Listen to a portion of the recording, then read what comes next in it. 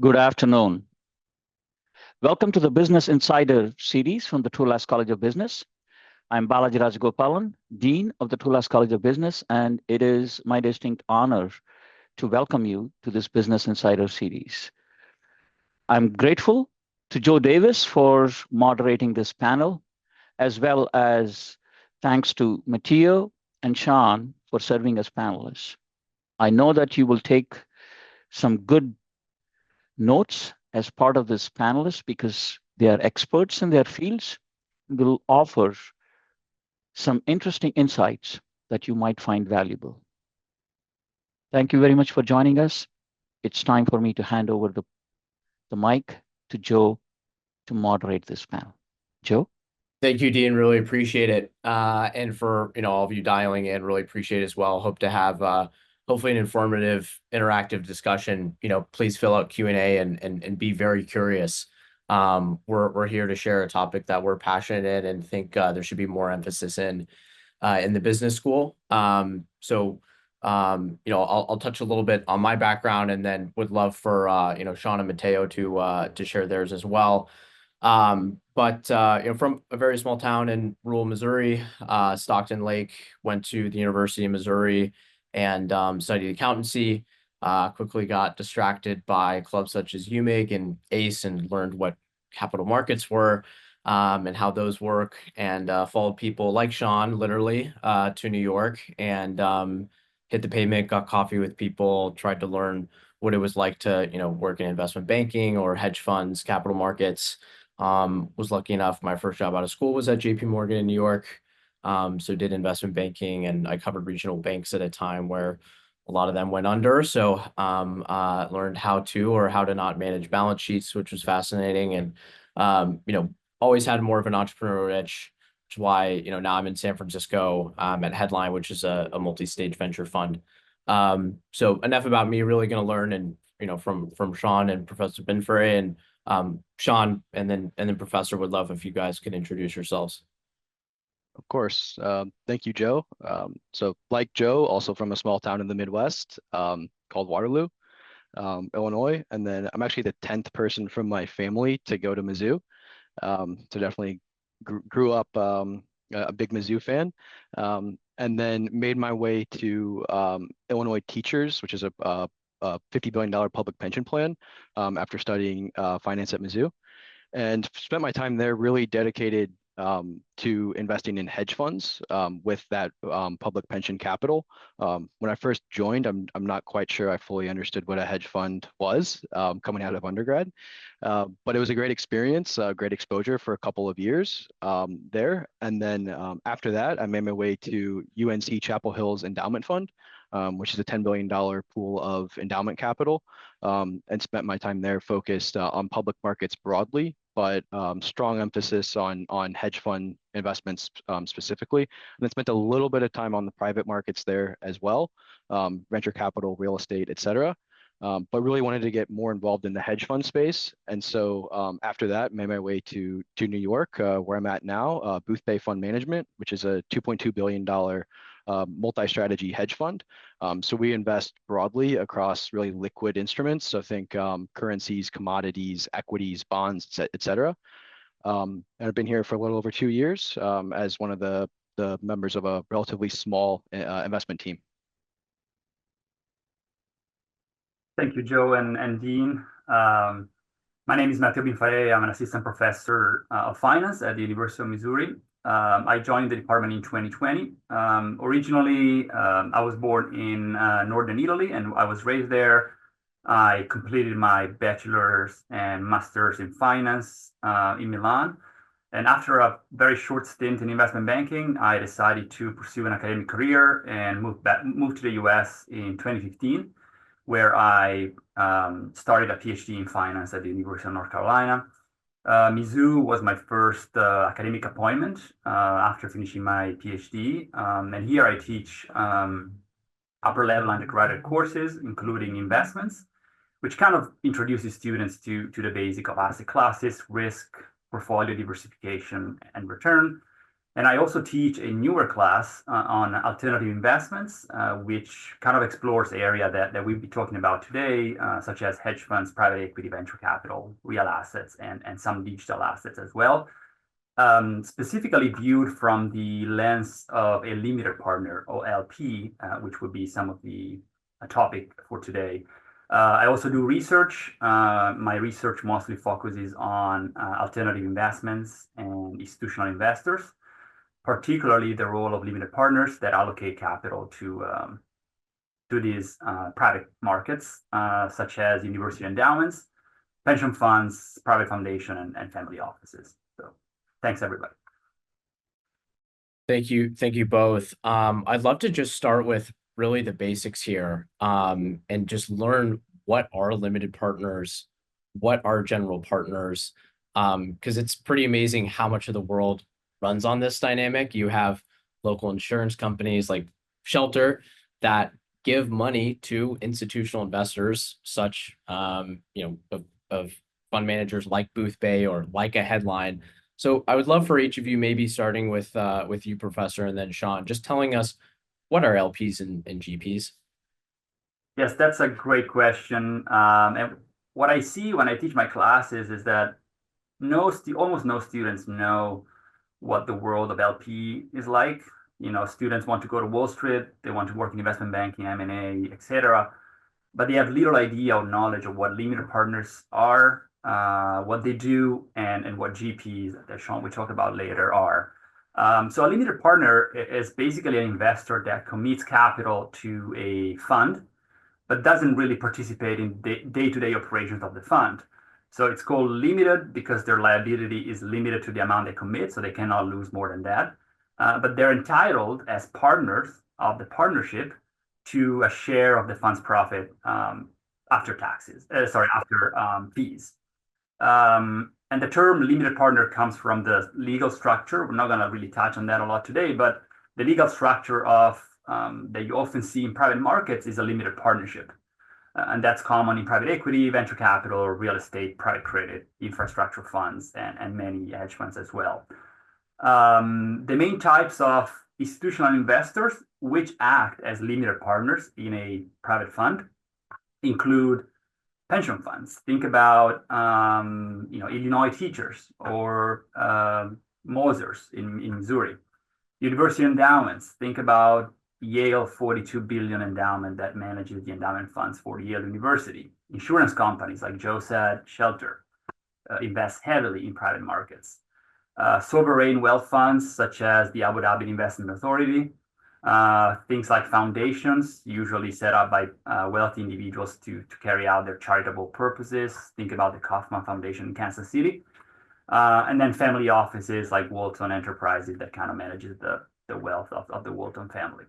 So when we think about LPs, we think about long-term investors that manages large pool of capital and allocate in these structures that made up the private markets ecosystem. And then on the general partner side, or GP, which is effectively what Boothbay is, so we pool that capital from a set of LPs who have decided to invest with Boothbay or any other fund that manages a commingled fund structure.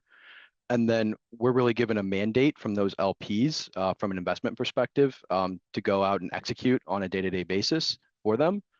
And then they have liquidity rights within the context of that fund structure. So they could pull their capital back over it could be monthly, it could be quarterly. Sometimes it can take several years to get your capital back, especially if the investment is less liquid, like something in the venture capital world would be. On the hedge fund side, it's going to be much more liquid. And then basically we execute it and try to deliver the results that we tell our LPs that we're trying to manage to, and then they evaluate us based on those parameters really over time. Super helpful. So it sounds like institutions such as insurance companies, pensions, endowments, they are trying to take care of their operations and maybe even the retirements of their employees for the next 10, 15, 20 years. They have a large slug of money, say $100 to or $200 million, often much more than that, and say, it's a lot of work to go pick out what the best companies are or the best strategies are. So we're going to give them to general partners to go out into the wild and find the best way to do that. So that's super helpful, just level setting what the relationship is. I guess on that, what are LPs looking for in GPs? Like what makes a good fund manager? Again, would love to start with you, Professor, since so much of your research centers on that. Yeah, sure. Thank you, Joe. Well, I think there are many things that LPs look for in GPs when they're evaluating a new manager, a new strategy for their portfolio. But the main thing is trust. Some of my research look at the human capital that is necessary to produce risk-adjusted returns for LPs. But one thing that always come up is trust. You gotta trust the GP.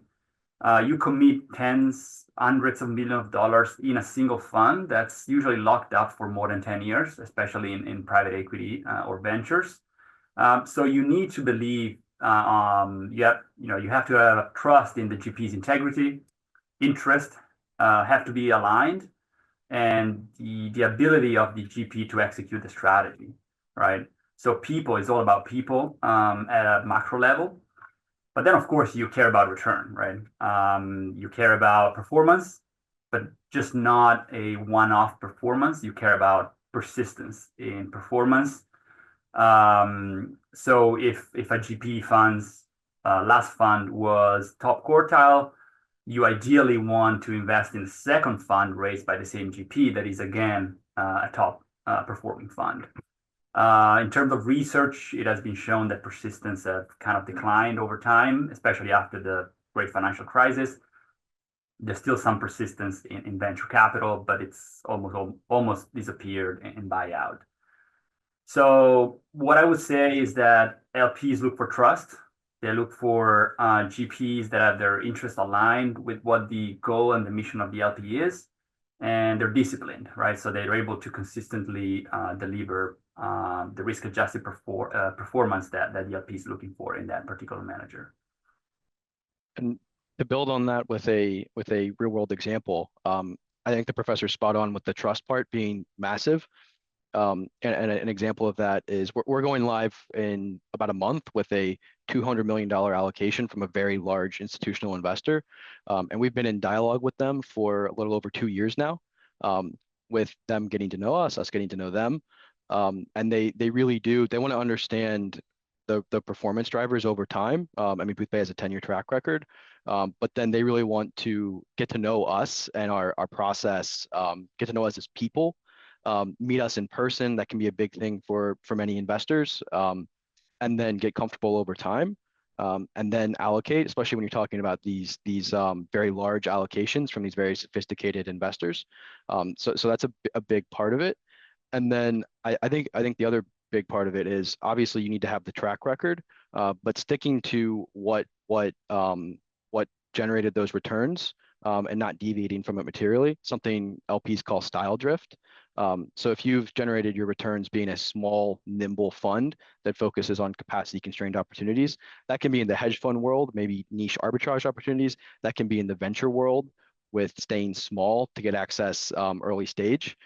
If you deviate from that over time, that can be a big hurdle. So it's really important to stick with that approach that delivered your success, that got you in front of that big investor in the first place. Super helpful. And something you both just touched on, that I want to bring up again, because, I've been asked before, and I think it's a good question. Why not just pick the managers that have the best returns? Like, why not just have the highest absolute return? And Sean, I'd love for you to start, and then Professor, give your sense as well. Yeah, I can take that, because there are something like 10,000 hedge funds out there to invest in. So to your point, Joe, you could sort the universe, and then you could find some extraordinary returns in any given time period. You're talking, over 100% return in a given calendar year. But what you'll find is those funds that happen to do extraordinarily well in a short time period tended to either take excessive amounts of risk to get there, such that it's not sustainable, and or they were exposed to certain risk factors that happen to do well in that time period that aren't necessarily sustainable, certainly at the level that they realized over that time period. A good real world example would be, so in the US last year, there's something we call a style factor, which is momentum.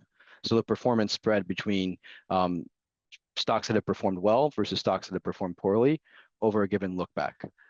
That if you were exposed to that factor last year, you would have done extraordinarily well, talking returns in excess of 40%. This year, if you were exposed to that, you'd be down roughly 20%. So it's really hard to just say, oh, on a backward-looking basis, a given fund has performed well, and extrapolate that out to the future. Yeah, and sorry, before Professor, we get to your take on why not just picking absolute return. Sean, you mentioned picking factors. Something I've asked you about before, and I'm still learning. What are factors? So factors are systemic drivers of risk and return that are persistent over time. So the most common one, and students are probably familiar with this, at least at a high level, would be beta, right? Equity market beta. So what is your exposure to the market? That's going to explain a certain amount of the risk of a given portfolio.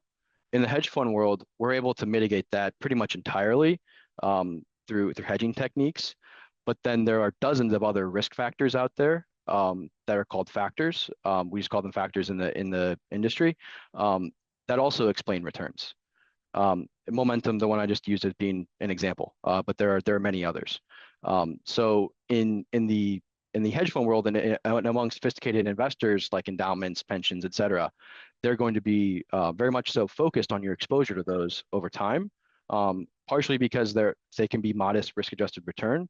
And then also there are much cheaper ways in today's world to get exposure to them than to pay a hedge fund manager a 20% incentive fee to get exposure to them.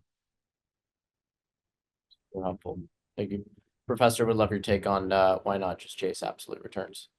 Yeah, I mean, it's a really great question, and I think Sean touched on it really well, and it gets at a common misconception, I think. Well, the first one is that absolute returns do matter, but at the same time, everyone wants high return, but you can't look at those in isolation, especially from an LP standpoint. You need to evaluate those relative to risk, and more importantly, I think, from an LP perspective, at least in the context of the LP broader objective and mission. To give you an idea, we group LPs and institutional investors kind of all together, but they're wildly different. Okay, if you think about endowments and university endowments, for example, they have very long investment horizon.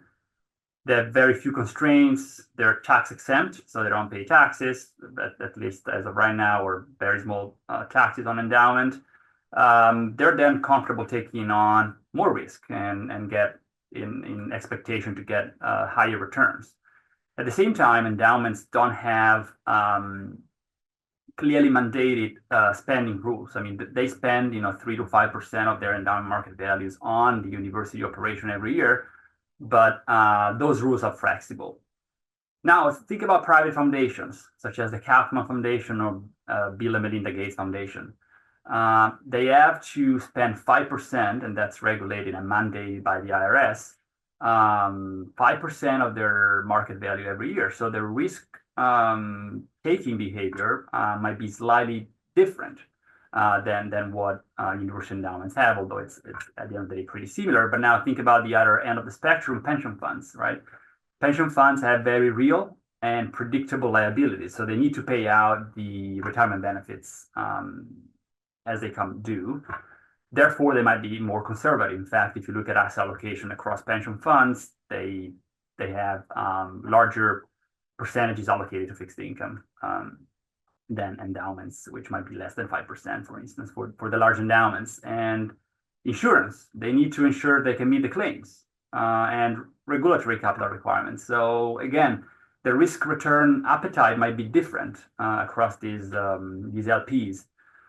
So what I would say also, while return and risk and absolute returns in general are important, what for an LP is more about the mission strategic asset allocation, risk management, and also matching your investment to the long-term objective of your institution. So I think absolute returns are only good if they fit within the broader picture for an LP. Super helpful. And as far as looking for, what makes a good GP, what is the research shown you, Professor? It's something, I think about when looking for, great entrepreneurs and, the boilerplate stuff as they went to Stanford or they were in Y Combinator. Are there things of people's personal history or professional history, or maybe it's more data driven that you think, oh, this is going to be a great fund manager? Yeah, let me start from the LP world first, and then Sean will probably take the GP side. But the allocator world, so the capital allocators or the LPs, it's a really fascinating world. You get to see a range of asset classes, from traditional to more alternatives to even like niche opportunities. Like you may see, digital assets, catastrophic bonds, reinsurance linked securities, stuff like that. And some allocators are usually, they could be generalists, or they could be instead specialists within the team and go into the specifics of venture or infrastructure, etc. But in general, you're really exposed to a lot of ideas. And if you ask around, at least, even if you read the pioneering book of David Swensen, who was the CIO of Yale Endowment for many years until he died in 2021, university endowments are, and their managers are usually considered the smartest allocators out there. They're nimble, long-term oriented, mission oriented, and smart because they can tap all the alumni base, right? So if you go to Yale, then Yale taps those people to work for the Yale Endowment. Or if you are a Yale alum who found a hedge fund or a venture capital fund, a firm, it's then easier for Yale to get access to those funds. In terms of research, definitely in the endowment world, we've seen a lot more sophistication, for example, compared to the average pension fund. Of course, if you look at CalPERS, they're probably very sophisticated, but on average, large university endowments with a chief investment officers and a team are a little bit more sophisticated. There are soft skills such as intellectual curiosity. And if you think about what David Swensen always said, exploring new themes, understanding macro shifts first, it's really important. Mission alignment and having people working that really understand the mission and why you're doing what you're doing, why you're trying to get returns. The reason is to, again, pay for student scholarship or research, which are really important.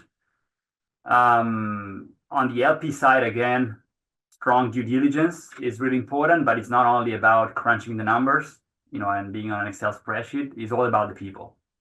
So as we mentioned before, and Sean said, it's about trust, and it's about really understanding the GP and the people you work with.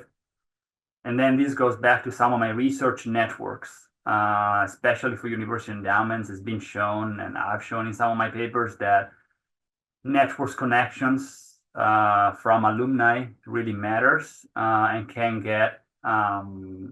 help you gain access to funds that are really hard to access. They are closed, they're oversubscribed, and they end up being top tier and top quartile funds. And one last thing that I want to touch on is governance. And one of my papers really touches on the governance structure of endowments. Most endowments have an investment committee, but they have very lean professional governance structures. They are usually less political than public pensions. And there's been a lot of research that shows that public pension, especially those that are a little bit more politicized, suffer in terms of their returns, because they pick managers in private equity, real estate, venture capital, we name them, that are maybe underperforming for some sort of biases, which might be home bias, like investing in your own state, things like that. And here I'm just talking about financial returns. There might be some non-financial benefits and returns which are not captured by the IRR of the fund. But in general, in one of my papers, we run a survey. So we asked investment committee members across a very large sample of university endowments their view on a variety of questions. And what we kind of, and we summarize that in a survey. Basically, investment committees that are not second guessers all the time of the internal team, they just act as oversight, maybe provide some ideas, but they fully delegates and delineates clear responsibilities between them and the investment team. So they don't micromanage, but they hold the investment team accountable. That's where you see the most positive effect on returns. And there are a lot of anecdotal evidence that shows that as well. Great point on governance. And I'm really excited for Sean's answer here, not just because he used to work for an LP before being a GP, but Booth Bay is a pod structure, and his job is to find out what pods or what investors are doing well. So please, Sean. Yeah, on the governance side, I would definitely echo the last comment there about, and I definitely got to compare and contrast a more micromanagement approach of governance on the pension fund side relative to much more autonomy on the endowment side.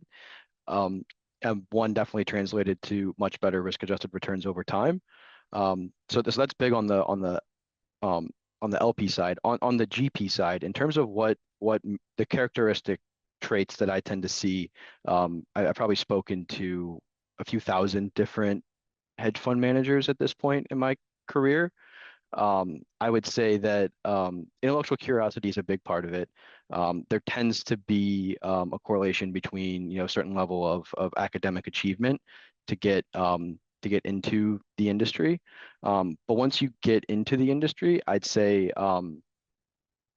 there has to be an understanding that this is a hit rate game, so you're going to be wrong quite a bit of the time, right? You're only trying to be right, call it 55% of the time in the decisions that you make. And you have to wrap your head around that in order to be successful, and just understand that you're going to make some bad decisions along the way. But there's one mentor who once told me, like, do you want to be right or do you want to make money? And so I think you have to really look at it that way to be successful. And just understand when, even if your thesis you think is still in play, but the market is just not appreciating it and continues to move against you, at a certain point you have to move on from that thesis that you had. And that's maybe a nice segue into Joe, to your point, in terms of how we manage the pod structure, because we have essentially 140 independent strategies that we deploy risk into, and then we're rolling it all up into one cohesive portfolio. And we're really relying on a lack of correlation among them to maintain the risk balance of the portfolio, and then applying a lot of leverage on top of that. So at any given time, we're going to have a wide variety of strategies that aren't working for us, but it's relying on the law of large numbers to play out in our favor over time. And really looking at each independent sub-strategy, and sometimes there's a structural inefficiency that we're capturing, which I could go into. And then other times it's much more just probabilistic of we think that there's a good process, a good approach applied to a market that's repeatable, and we're just extracting modest alpha over time. Hopefully that's helpful. Yeah, very much so. And I actually want to go to a question that was asked by an attendee, which is if you are raising your first institutional fund. So I'm as an LP and I'm looking for seed LPs. Sorry, I'm a GP looking for seed LPs. How do you go about that? What story do you tell? You don't have a track record of that fund yet.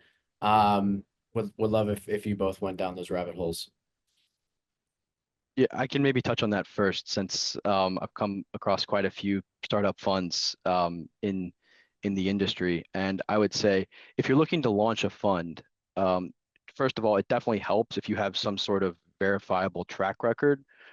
Maybe you managed a sleeve of capital somewhere, or you have some sort of track record you can use to at least show to investors. If you don't, it gets a bit trickier, but there's still a market for that. So I'd say there are very specific players in the industry that provide capital to startup firms and provide seed capital across alternatives. So there are firms that are purely dedicated to seeding private equity firms and hedge funds. You definitely want to focus the conversations there versus some of the maybe bigger institutions that require 3-year track records and a lot of box checking. Now the good news is even among those institutions, like in Illinois Teachers, for example, they actually have a subset of the portfolio that they call it an emerging manager program, where all they're doing is backing early stage funds. And a lot of other big institutions do have a sleeve of capital dedicated just to that. So definitely focusing in on funds on potential sources of capital that have those programs can help a lot. And you don't necessarily need a seeder. There are plenty of funds that don't do a seed deal. It can make sense for certain funds, especially if you're starting and you don't have a lot of working capital. You need that injection of capital to get up and running. But oftentimes I've seen fund managers who don't do a seed deal. They have been successful over the lifetime of their career. And so they have enough saved up to support the business day to day for a couple years, with the understanding that they're taking a long-term view, and then they can hopefully grow the capital base and then use that to cover fixed costs over time. Yeah, I mean, I agree with everything that Sean said. From a theoretical standpoint, I think launching a new strategy and using a seed portfolio is just a signaling role, right? So when you study corporate finance and you do signaling, you try to signal to your LPs that the GP can provide access to good funds. So I think alignments with target LPs is really important, and definitely a seed portfolio, a seed fund will create team pedigree, track record. Especially Sean touched on emerging managers. So having a team that has demonstrated success or expertise is definitely key. From my understanding, a lot of the large endowments have, again, as Sean said, a sleeve of capital that is for emerging managers. It's not as common for pension funds, where they're a little more conservative, and they may wait actually 1, 2, or even 3 series of a fund to start investing. But again, I mean, even if you look at first funds, a first fund there's no expertise. I mean, these GPs are usually people that work in investment banking and maybe in the private equity sector and private equity area. So they may be already done deals in that space. So. And then the only other thing I would add is that I would say it's much harder today to launch your own fund and get to critical mass than it was, say, 10, 15, 20 years ago. I mean, I've heard stories from people in the industry who have been in the industry for a while of, being in their, late 20s, in the mid 2000s, and getting some sleeve of capital from some, Swiss bank and running, a few $100 million of capital with maybe 2 or 3 people. That's much harder today. The industry's evolved. I'd say it's become much more quote unquote institutionalized, such that the bar is much higher to launch your own fund. It's more expensive today than it has been in the past, because of a lot of the operational considerations that these big institutions require to just be able to invest. So it's not something I would do lightly in terms of launching my own entity. Yeah, and that lockup period is a very long time, right? You basically have that capital for 7 to 10 years, so it's a one-way door. It's really a marriage of sorts. Actually, want to touch on a topic that was also submitted in the Q&A. Thanks, Devin. Touching on family offices. I mean, anecdotally, it seems like there's so many more family offices in the past few years than there used to be. What are you guys seeing from an LP or a GP side? What does that mean for the industry, and what are some of the things that they're asking for? And maybe touch on what are family offices. I'll I can briefly touch on that. Well, family offices are usually investment offices set up by wealthy families, individuals, to kind of manage their own wealth. And as I mentioned before, when I talked about the differences among institutional investors, the goals of a family office might be completely different than that of a university endowments. They want to maintain that capital, grow that capital in perpetuity for future generations of family. But of course, they're taxable individuals, so they have to have a very strong tax efficiencies and trust estate, etc., in place as well. Sadly, at least from my point of view, the data that you get on family offices is pretty scarce. So you don't really know what they do. I bet you guys have better insights on that. But they're private investors, so you don't get FOIA requests. You cannot see what they invest in. A lot of the private foundations' money is actually managed by their own family offices. If you look at the Bill and Melinda Gates Foundation is managed by Cascade, I think. That's the family office, as well. I think Bloomberg Philanthropies. So it's really hard to get a peek on what they do, but of course they're interested in niche asset classes, alternatives, private equity, venture capital, perhaps direct investing as well, and definitely in the last few years also cryptocurrencies and digital assets. Yeah, to build on that, in the same way that no two hedge funds are exactly alike, no two family offices are exactly alike. So you'll see a wide variety of approaches and mandates and size. So I've interviewed with a few very large single family offices over the years. And these can be, $5, $10, $15 billion pools of capital. Sometimes you'll also see hedge funds, private equity firms who are towards the end of their life cycle and decide they don't want to manage money for outside investors and turn into family offices, and then just manage their own internal capital.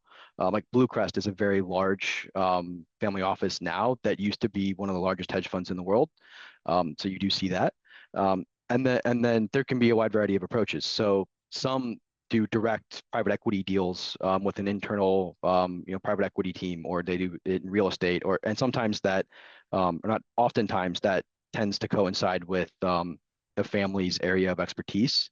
So if it's maybe a family that made their money in real estate, that might be much more biased towards doing real estate deals with their family office. And then something like Bluecrest that used to be a hedge fund is much more biased towards trading the public markets. They don't really do anything in privates. So you get a wide spectrum, but it's definitely been a growing area, both in terms of that direct investing and in terms of a source of capital for GPs like Boothbay. We have several large family offices that we manage money for, and I'd say they're some of our most sophisticated clients that we deal with. Super helpful. And then now that we're just kind of breaking down categories, I'd actually love to zoom out a little bit and maybe starting with you, Professor, like what are the different alternative asset types? Sean works for a hedge fund. I work for a venture fund.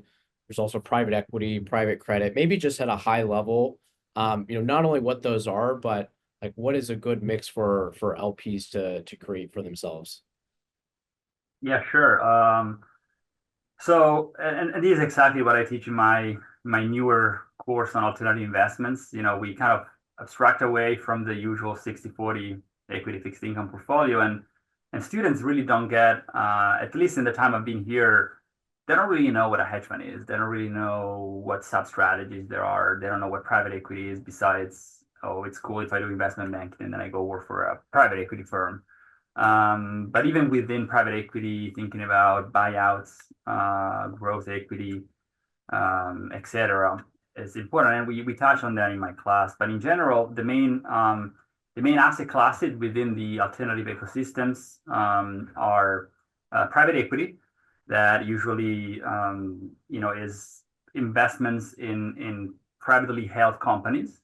And of course, as we mentioned over the last 40 minutes, it's been done often through an LP GP partnership relationship.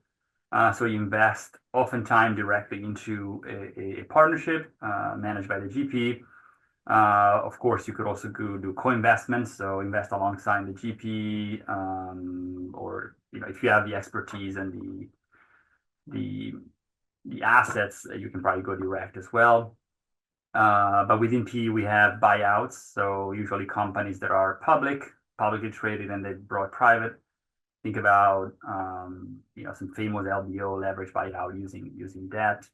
Then we have venture capital, and then as Joe knows, there are different stages of a life cycle of a firm, from the idea generation, from the startup phase to early stage to later stage. But capital is always needed to invest, generate revenues, and then hopefully positive cash flows, and then ideally exit that position through an IPO or an acquisition, and return capital to LPs. Then we have hedge funds, and I guess I'll leave that to Sean for later. But in general, hedge funds are considered an asset class, but it's not really an asset class, because hedge fund is just a structure, and they're a little bit more nimble. They can use leverage, they can use derivatives, they can short stocks, they can invest across a variety of markets, asset classes, but it's just a different strategy. It's not per se an asset class. Then we have real assets. The real assets, usually broadly defined to include real estate. And again, within real estate, you have different types: core plus, value added, opportunistic, distressed. And then you have infrastructure. So again, even within infrastructure funds, you may have core plus, value added, distressed, infrastructure debt. And then you have real natural resources and real assets. Think about oil and gas funds. They are very common, for example, in university endowments based in Texas. And you may have timber funds, so funds that invest in timberland, or other really like agriculture funds. And finally, you have a very much growing asset allocation to private debt.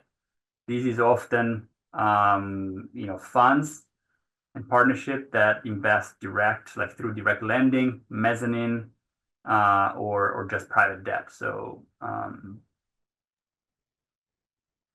these are the main asset classes. Of course, alternatives could be even wider. You could think about art, paintings, and collectibles. Those could be considered alternative assets. Of course, the institutional reach is a little bit more limited, and it's much more either family offices or retail investors that are in those markets. But yeah, and then maybe Sean, as you touch on hedge funds, again, would feel free to lean in on the pod model, just because it's become much more relevant these past few years. Yeah, and I'd say, I mean, the pod shop model does kind of summarize the hedge fund opportunity set broadly, because like when Joe says pod shop, it's really a multi-strategy hedge fund. So you can think of it as multiple different hedge fund strategies rolled up into one fund structure that then LPs invest in. But to the professor's point, hedge funds really just trade liquid assets. And as I said, no two hedge funds are exactly alike. So that can be currencies, commodities, stocks, bonds, cryptocurrencies, across regions. So BoothBay, for example, we're trading across the US, Europe, South Africa, Asia. We're looking to invest in India for the first time. So it's truly a global opportunity set. But I'd say the biggest thing that these large institutional investors look to hedge funds for is the diversification benefit. So they are very focused on uncorrelated return streams that only really hedge funds can provide, especially through time periods like the GFC, global financial crisis back in 2008, or years like 2022, when most asset classes have economic sensitivity, right? So they tend to do better when economies are growing and doing well. Hedge funds are unique in that, depending on the strategy, there are some strategies that actually thrive in periods of uncertainty, higher volatility, and that can play a very unique role in an institutional portfolio that's looking for that consistent return stream.